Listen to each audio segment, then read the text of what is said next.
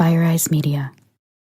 If you've been part of our creepy little corner of chaos for a while now, you'll know that one of Amber's favorite episodes to do is our Dumb Criminals. I can't help it. I find enjoyment at laughing at the stupidity of others, especially when they deserve to be laughed at for making incredibly bad choices. Every time we do our Dumb Criminals episodes, there is at least one or two Florida Man stories in there, and they never disappoint. So, what if we did, I don't know, an entire episode devoted to the hilarious shenanigans of Florida Man or woman? Absolutely. But before we do that, let's hear our riddle for the day.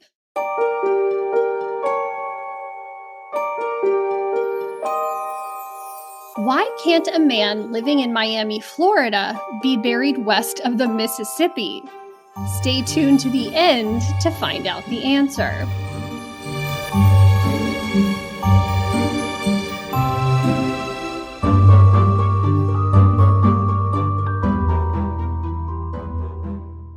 And if you like what you hear today, be sure to check out our other Dumb Criminals episodes we've covered in the past.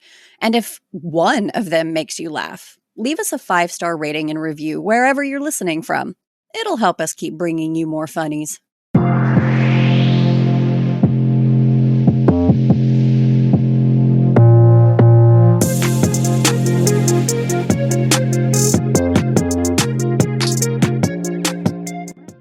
We're going to start off strong with our first one.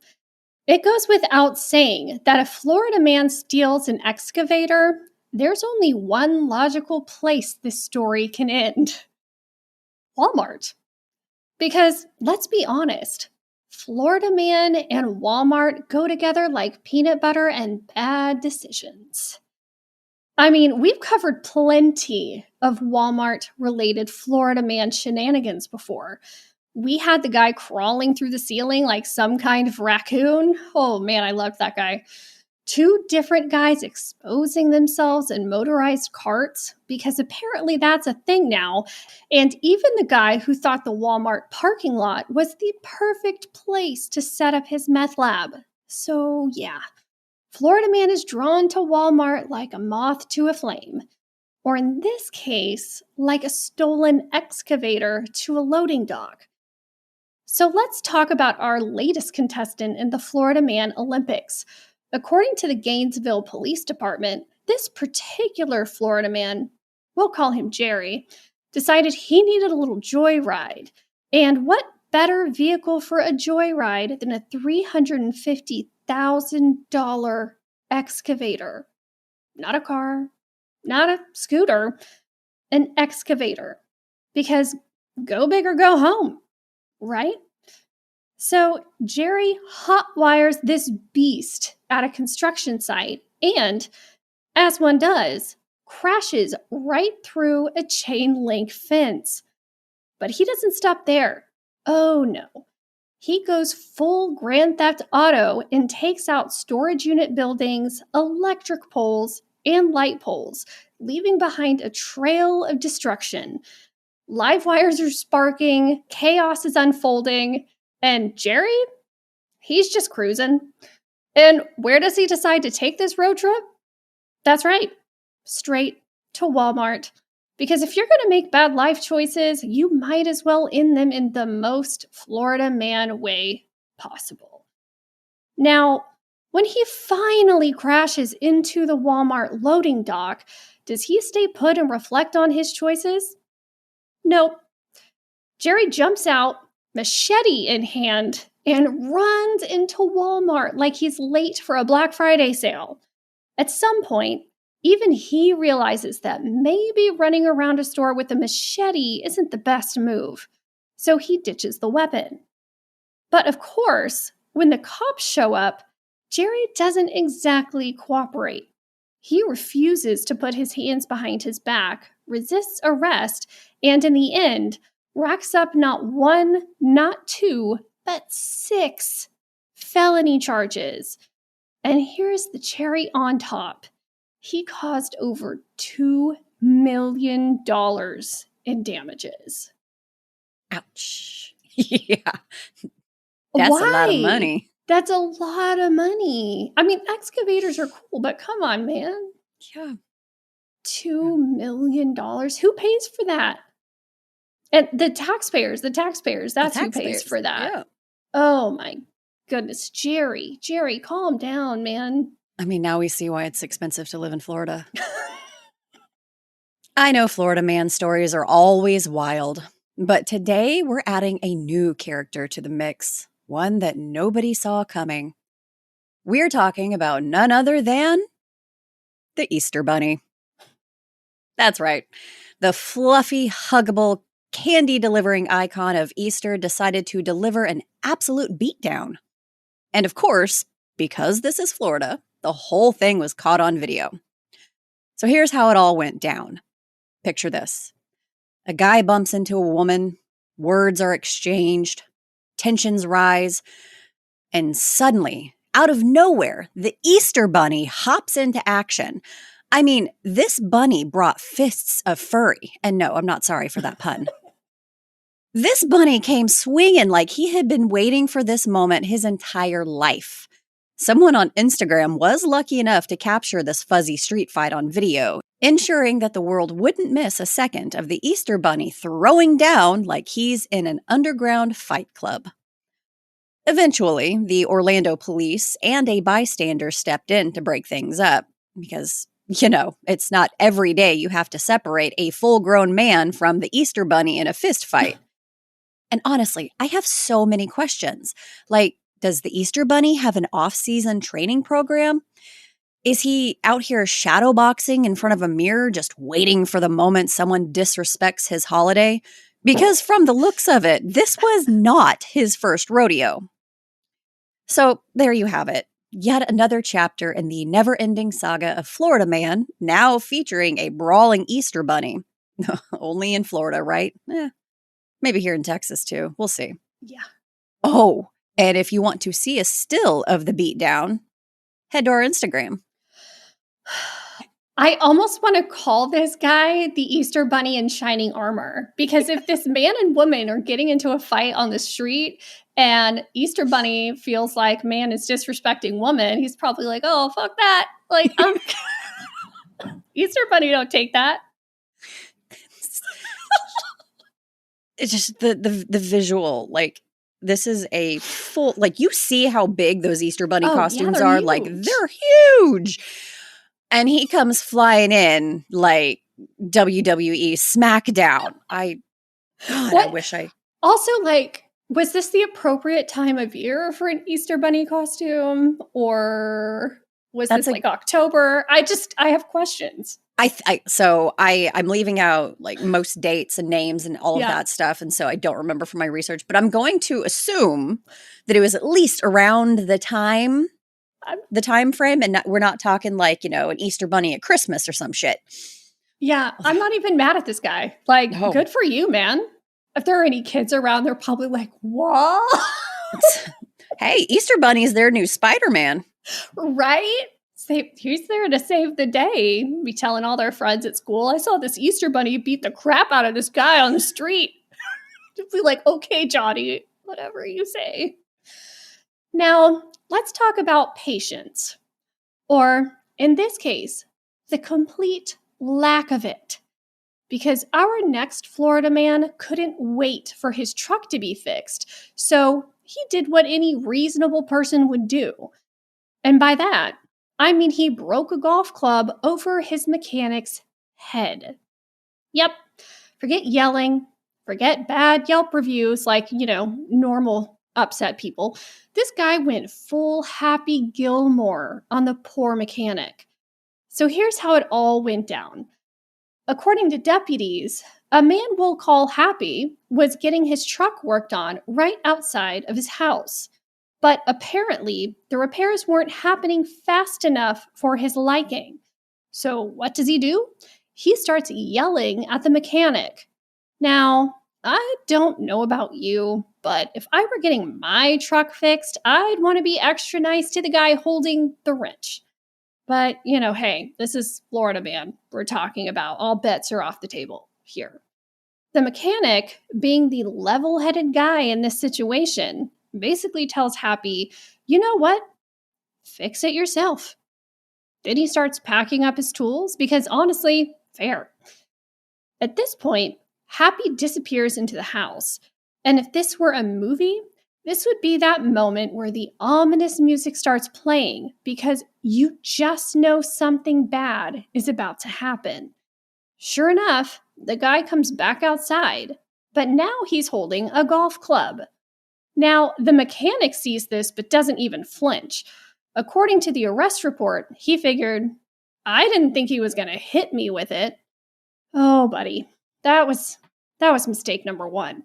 Because the second he turns to walk away, bam, he gets whacked in the back of the head. Ouch. The report says he felt a heavy impact and hot pain at the base of his skull. And when he turned around, Happy was just standing there holding a broken golf club. And look, I'm no golf expert. I know nothing about the sport, but I'm pretty sure that's not how you use a 9-iron. No. So the mechanic does what any sane person would do. He runs. He calls the cops, and when they show up, Happy doesn't even try to deny it. He just straight up admits to the attack. Which, I mean, what was his excuse going to be? Oh no, officer, he ran into my golf swing.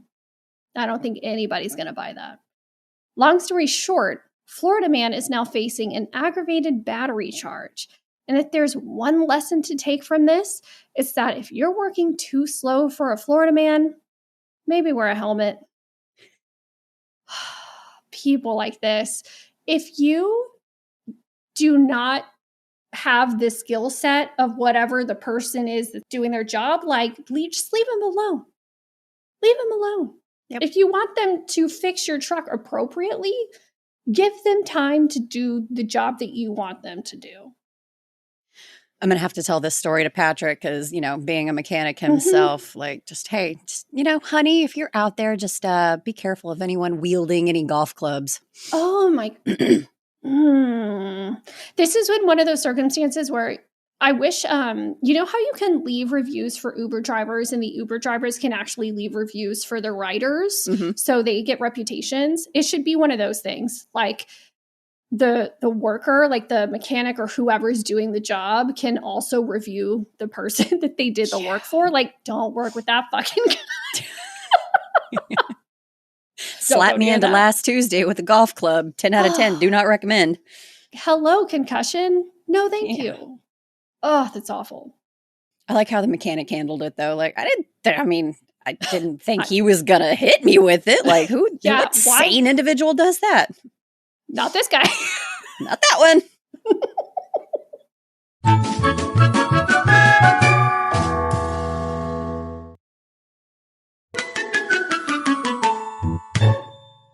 I think we all need to take a moment to appreciate the vast range of Florida Man's talents. One day he's hot wiring an excavator. The next he's brawling in a bunny costume. And now he's out here cracking open a cold one with an alligator. Yes, you heard that right.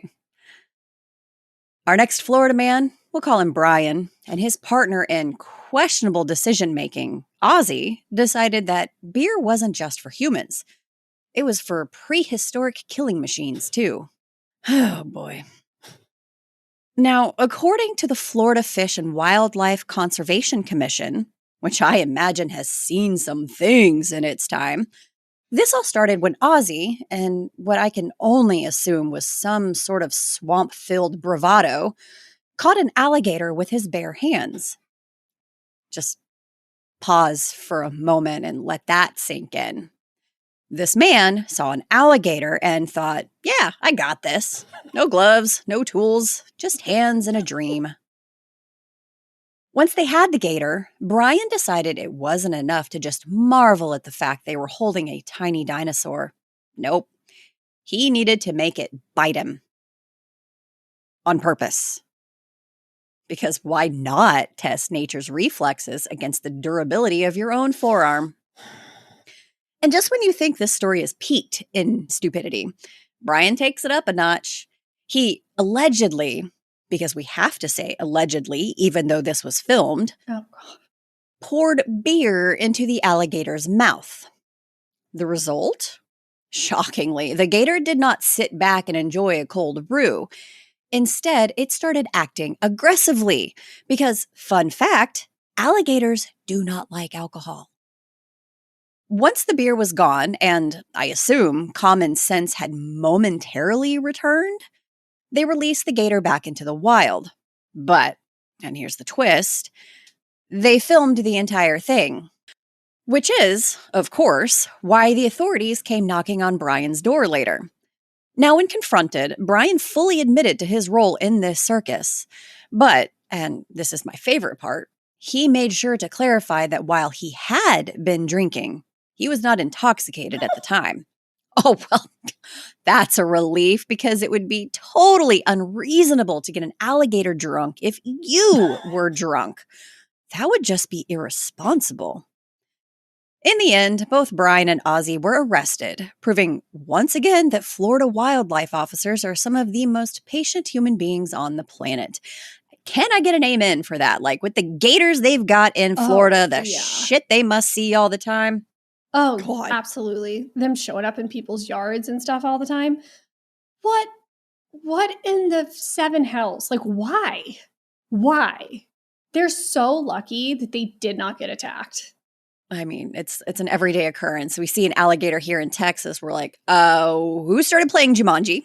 But like rattlesnakes, it's like, okay, whatever. Whatever. Yeah. Yeah. So it's a different ballgame here. But no, thank you. Alligators are terrifying. And they're cousins, the crocodile. So I would leave those the hell alone. And also don't feed animals alcohol. Just don't. Okay. Don't. It's bad for humans. It's not good for animals either. That's exactly what I was going to say. Science has proven it's not very good for us as it is. So maybe don't feed it to a helpless animal. Just leave the poor creatures alone. Okay. Thank you. Let's set the scene. A sunny day in Florida, waves gently rolling onto the shore, people enjoying their beach day, when suddenly a man appears. But not just any man. No, this is Sonny, we'll call him. A Florida man with a dream. And that dream? To run to London, across the entire Atlantic Ocean. And his method of transportation? A hamster wheel. Hey, yeah. You heard that correctly. This man woke up one morning, looked at the vast, unforgiving ocean, and thought, yeah, I got this. Now, I don't know what inspired him. Maybe he had an existential moment watching his pet hamster sprint furiously in its wheel and thought,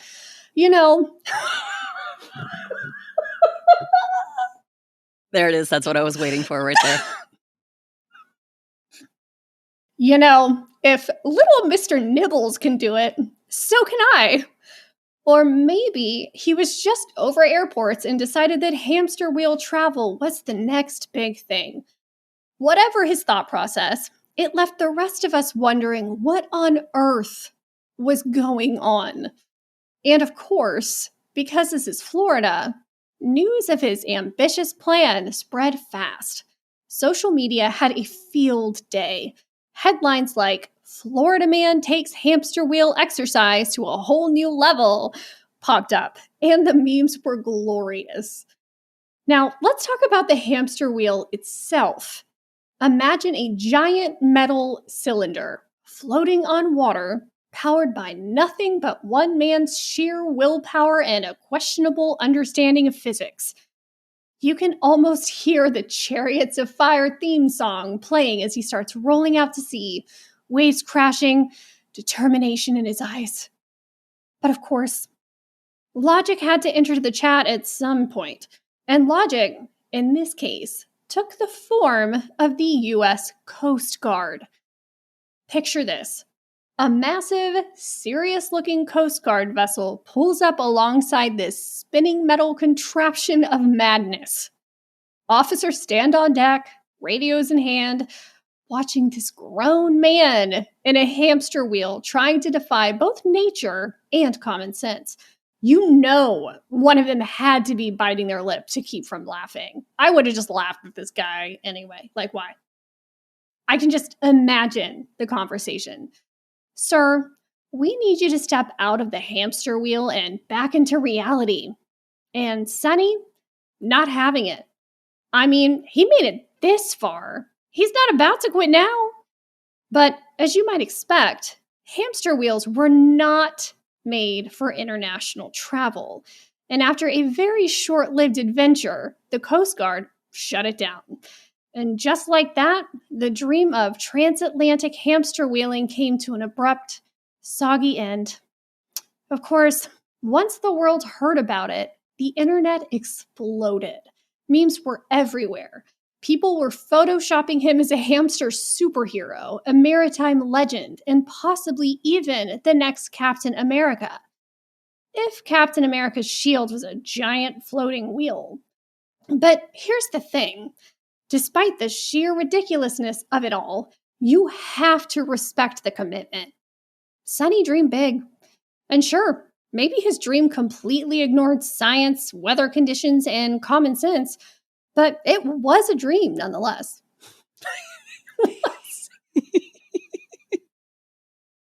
Also, this metal thing out in the ocean, that thing must have been so hot. There will be a picture of the man in question and the hamster wheel in question on our Instagram as well. And it's okay, that's definitely a sight to see.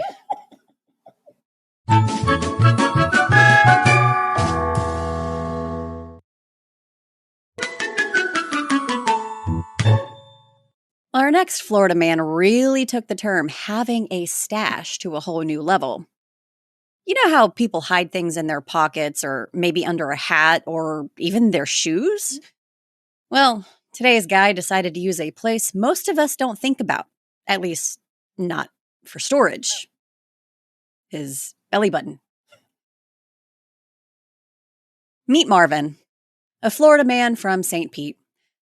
Now, Marvin here isn't exactly a first-timer when it comes to run-ins with the law. In fact, he was arrested for showing up at a Clearwater McDonald's with a drug-filled needle. And honestly, I'm not sure if McDonald's was the place to go and try to lay low, but maybe he was hoping the smell of fries would throw everyone off. So after getting arrested for possession of methamphetamine, they booked him into jail. And now this is where things get really creative. When he was asked by the authorities if he had any other contraband on him, Marvin did what I'm sure a lot of us would do. He said, "Nope, nothing else." Here's where the plot thickens. Once they started processing him into the jail, the officers found something that definitely didn't belong. A small bag of meth. Wait for it. Wedged deep within his belly button cavity. Yes, his belly button. At this point, I have to imagine the officers were like, "Sir, what were you thinking?" And Marvin?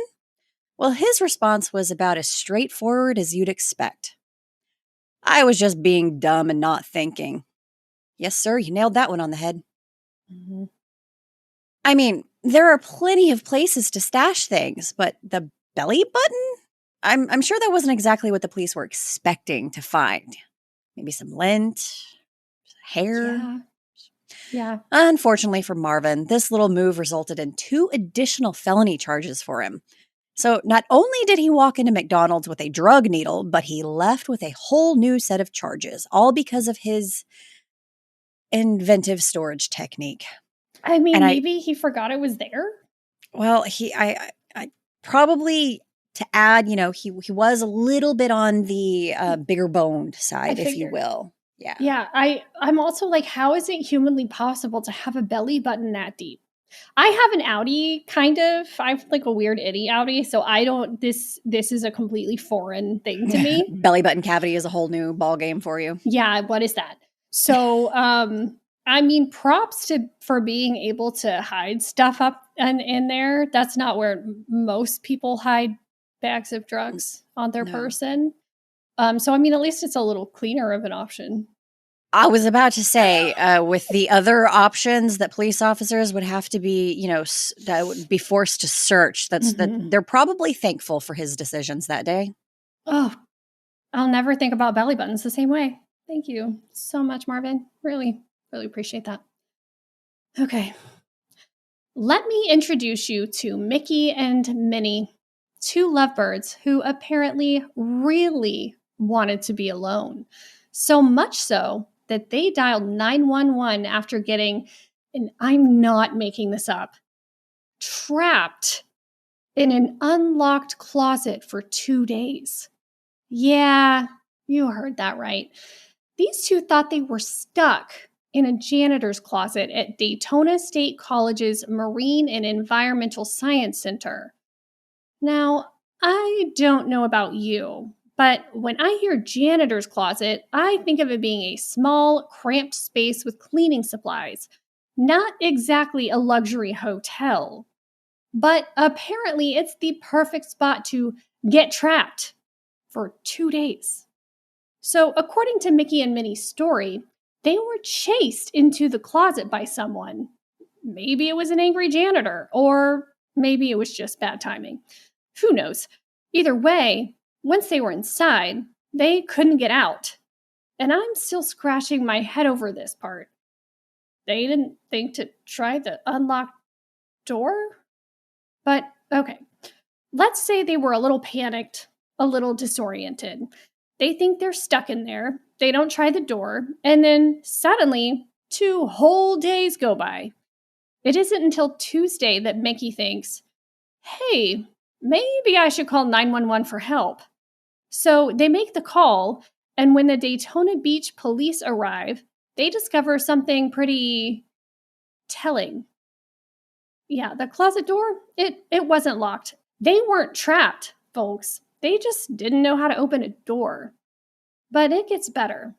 When the cops look around inside the closet, they find human feces and a couple of copper scouring pads. Now, why would anyone have copper scouring pads in a closet, you ask? Well, they're commonly used to smoke crack.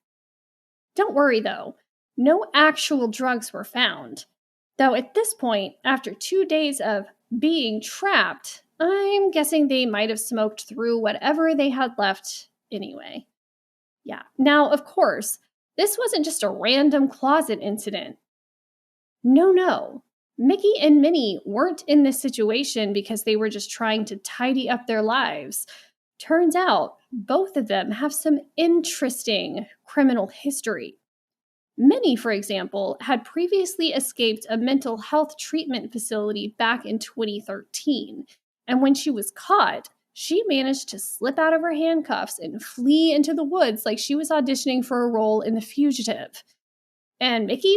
Well, his rap sheet includes 5 trips to jail since the year 2000, with charges ranging from armed burglary to fleeing law enforcement. And let's not forget his love for more than 20 grams of marijuana. So, not exactly the cleanest criminal record. But hey, at least they have each other. They were both charged with trespassing, and Minnie got hit with a probation violation for good measure. You know what we haven't said so far this episode? Drugs are bad. Yep. Drugs are bad. It makes you feel bad for them because, obviously they're going through it. They're going through some shit. But, if your life's choices are going to put you in a situation where you don't even try to open an unlocked door. Yeah, you're in deep. You're in real deep. Yeah, hopefully it was a wake-up call for Mickey and Minnie, and they didn't get trapped in any more unlocked janitor's closets. Even if we had all of the answers to these questions, it would ultimately just lead to more questions. So it's just better absolutely. Minnie and Mickey, I hope you're okay and living your best Disney fantasies without all the drugs.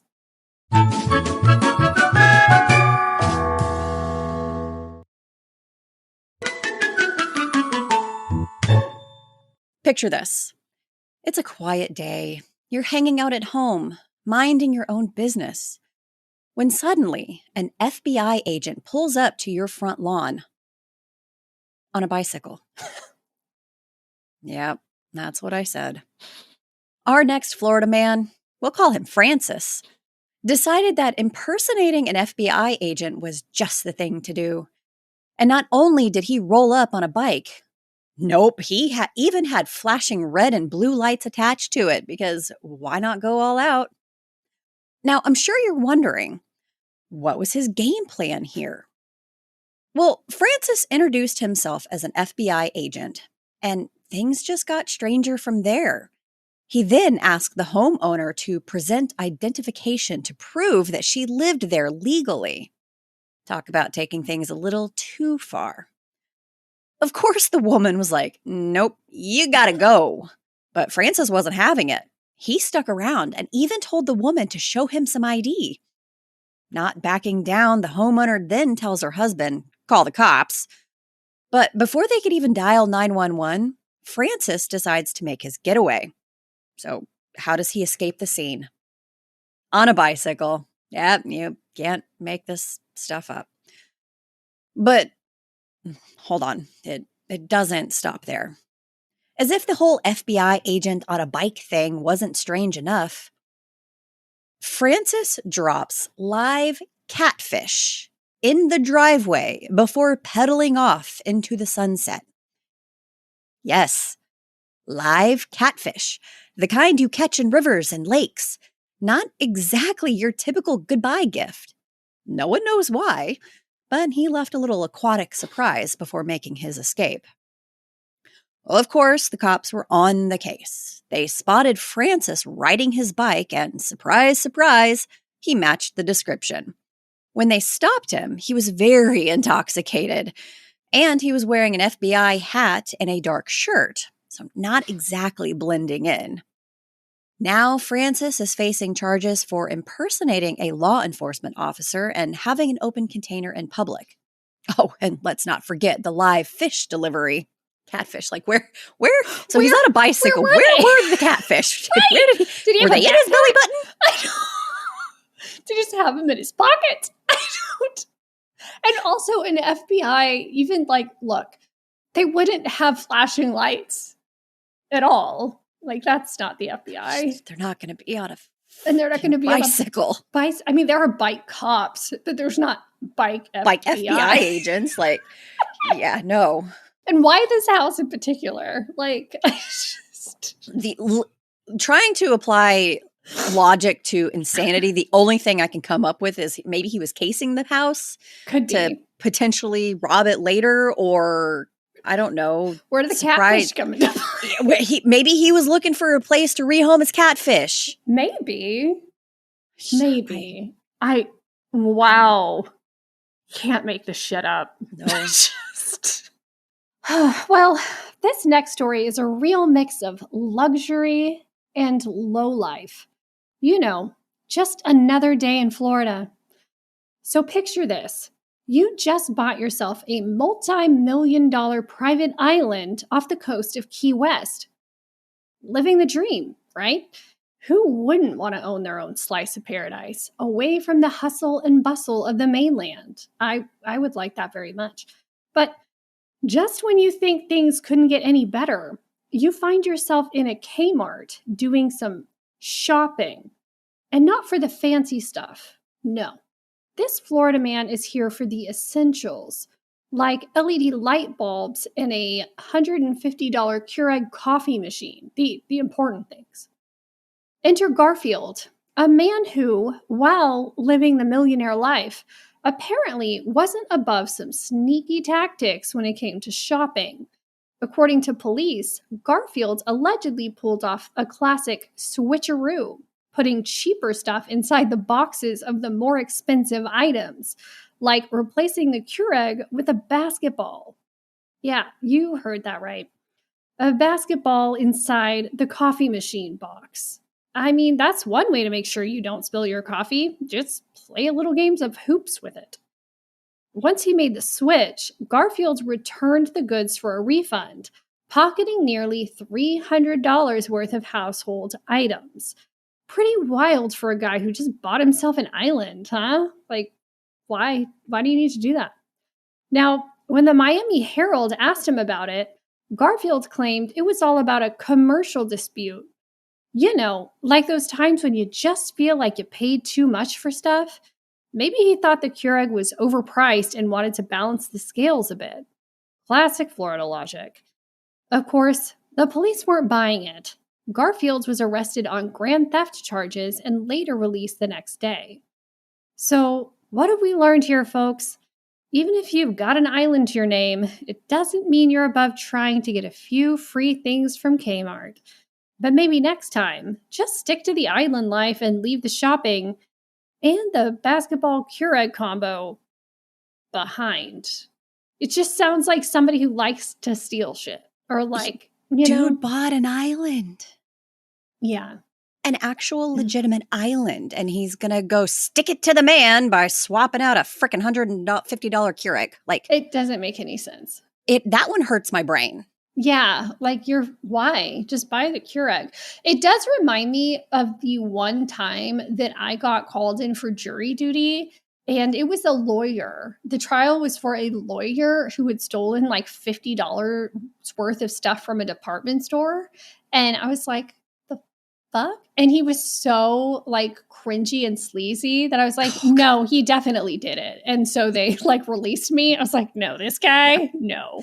So I don't know. I think some people just get like a thrill out of doing stuff like this, no matter what they have. So I don't know. And that's not the first time that we've talked about somebody who has like stolen something and then brought it back for a refund. That's the classic switcheroo, you know? Yeah, it's just so dumb. Yeah. Oh, get ready for another wild ride through Florida Man territory. This one's a doozy. So imagine this. You're cruising down the highway, minding your own business, when suddenly you get pulled over. Red and blue lights flashing in your rear view, siren blaring. But there's something a little off about the situation. Turns out, the guy who's pulling you over isn't exactly who he says he is. Enter Pee-wee, a Florida man who thought it'd be a great idea to impersonate a cop.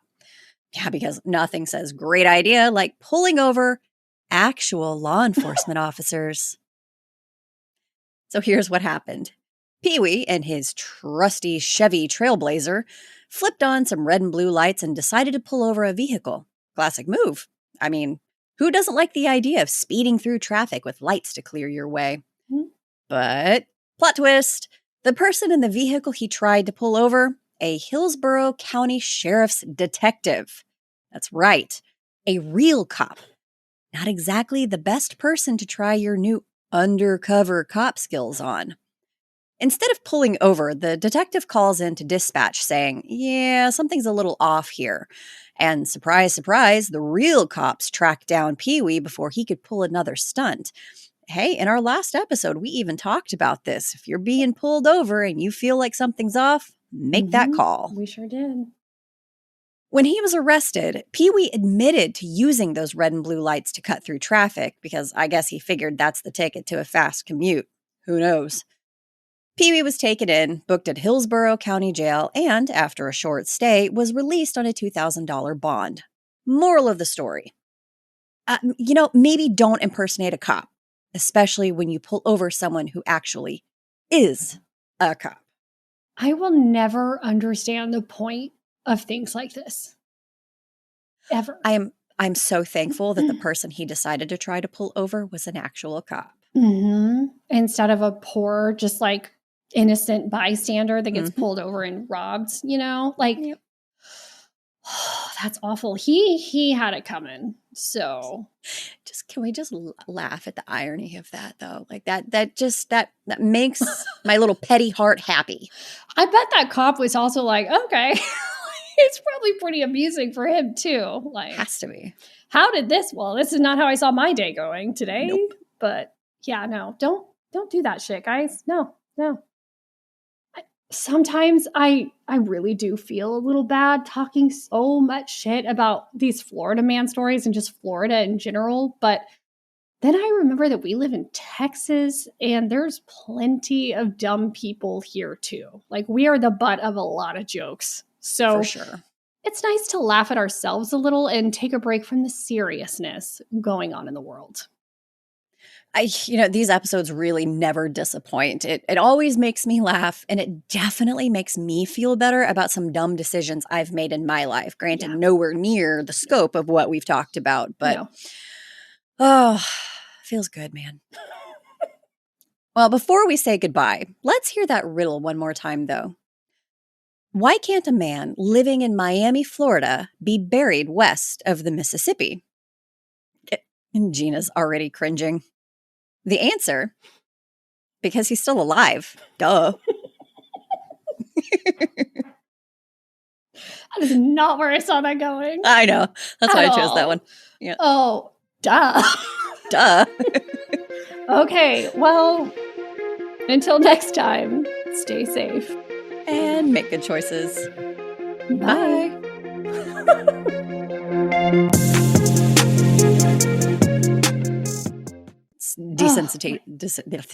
Don't even leave that in. Okay, I can't say it either. Yeah. Cool. No. Cool. Yeah. No.